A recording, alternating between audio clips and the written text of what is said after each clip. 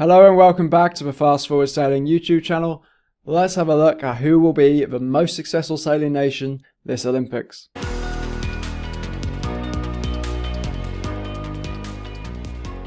So as of filming this video, we're on day 9 of the Olympics. So we've only got a few days left. However, we've only had 4 medal races, as the medal races for the 49er and the 49er FX that were scheduled for today have been rescheduled for tomorrow due to a lack of wind.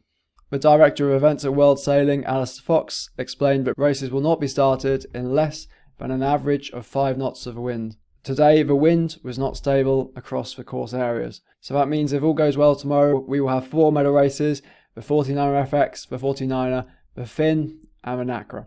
So we've had 4 medal races already and we're getting a good idea on how the results are going to end up for the other fleets. So I thought it'd be interesting to have a look at who's going to be the most successful sailing nation this Olympics.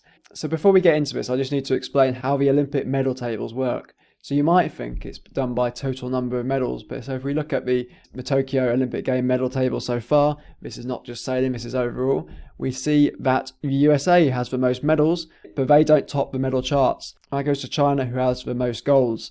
The silver medals are only important if there's a tie between 2 countries' gold medal counts. I'm not sure I completely agree with this, as it does really overemphasise the importance of gold medals, but that's the way it is. I'll be interested in hearing your thoughts on the system. Do you think the other medals should be given more prominence?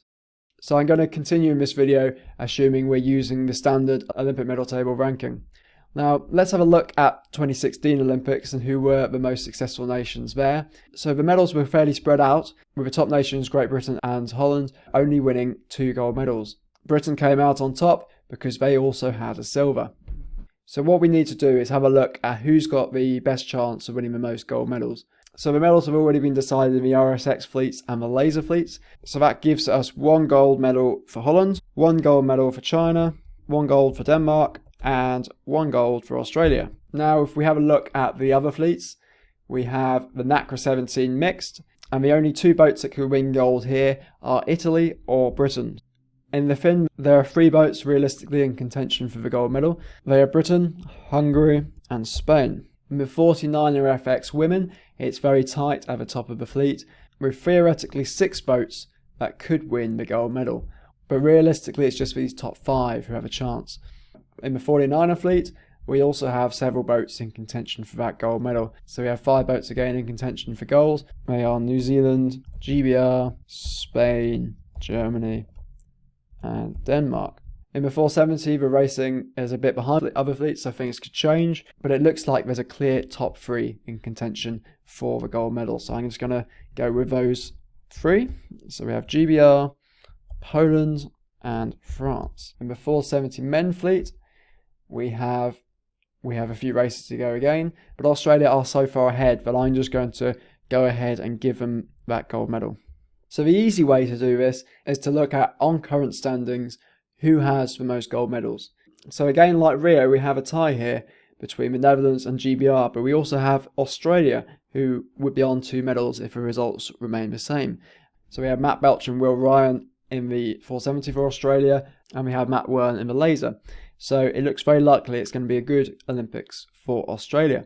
For GBR, we have the 2 previous gold medalists looking like they're on track to medal again in Giles Scott and Hannah Mills, although that's far from certain. And for the Netherlands, we have them leading with a very tight 49er FX fleet. I'm not super confident they'll get that gold, but they do have a gold confirmed in the men's windsurfer.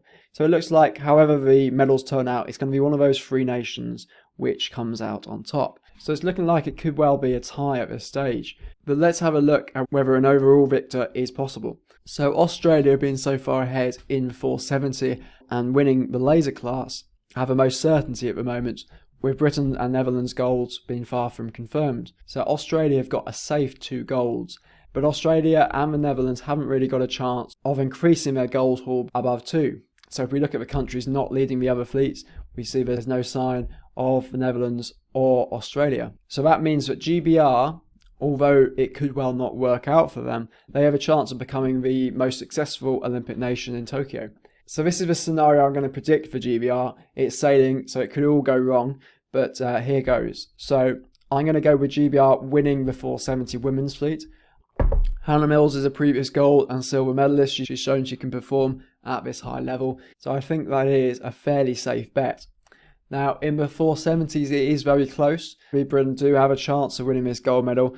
I'd probably put it 40% chance to New Zealand winning, 30% chance for GBR winning, and 30% chance for Spain winning. Britain also have a chance in the NACRA, but they are quite far back after a great last 2 days from the Italians, so I don't reckon they're going to get that gold medal there. So here we have Giles Scott in the Finn. He showed some great results, but he's also shown that he can slip up. He has got a bit of a buffer, but that can be eaten away quickly if a medal race doesn't go to plan. However, Giles has shown his ability to medal in the past, and with that buffer, I think it's a fairly safe bet to give him a gold there. So that gives Britain 2 quite good chances at gold, with 2 possibilities for a further gold, though I don't think they're that likely. But what it does mean, because they're so close to potentially winning that gold medal, is that these boats in the 49er fleet and the NACRA fleet are likely to win at least 1 silver medal, which, if the medals are tied, which looks likely, then that silver medal will decide the most successful sailing nation. So based on that, my prediction is a tie at the top. I think definitely between GBR and Australia. I'm not sure whether the Netherlands will win that gold medal in the 49er FX. It's very close, and they're level points with the gold medalists from Rio, so it's certainly no guarantee there. So here is my prediction. GBR and Australia level on 2 gold medals, with 1 or 2 silver medals for Britain, deciding who comes out on top. Although my prediction for my predictions is they'll be kind of right, but probably not 100% right.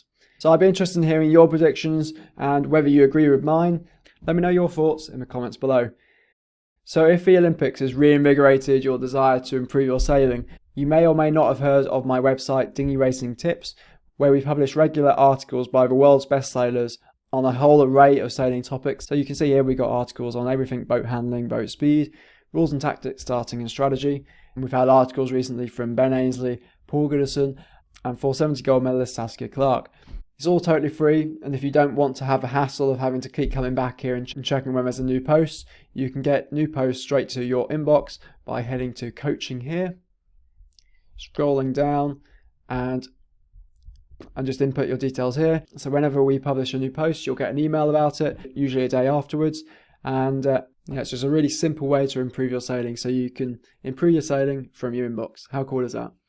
So I'm going to leave the video there. Don't forget to let me know your predictions for the medals in Tokyo, and I'll be putting out videos over the next few days on what's happening in the Olympic sailing. So if you're one of those foes, it's not the subscribe button you need to worry about, although you do need to press that first. If you press that, then you get the alerts bell, and you can press the alerts bell, and that will mean that YouTube sends you a notification each time I release a new video. So with that said, I hope to see you in the next video.